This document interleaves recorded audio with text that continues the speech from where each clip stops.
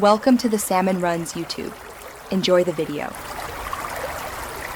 You start by removing old roofing and exposing the sheathing so you can see and fix rot.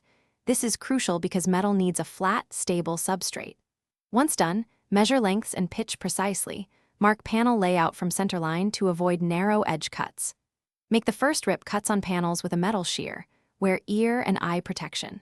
Secure underlayment with cap nails and overlap by 6 in, because moisture control under metal prevents corrosion and leaks. Begin at the eave. Place the first panel, square to the roof edge, and anchor at the low rib to prevent warping. You want consistent compression of washers. Overlap panels by the manufacturer's rib count and stagger end seams every 3 ft to shed water. Install wall and step flashing as you reach intersections, sealing with compatible butyl tape. This directs water away from seams. Make sure to torque screws until the washer compresses, not crushes. Proper compression keeps the finish by fitting the ridge cap over a ventilated ridge closure. Fasten into top purlins and run a continuous bead of approved sealant where metal meets cap to block wind-driven rain.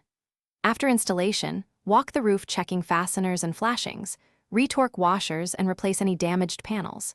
If you spot oil canning or waviness, add stiffener straps or adjust fastener spacing. This reduces visual movement and noise. If leaks appear, trace to the nearest seam and reseal. Small fixes stop major.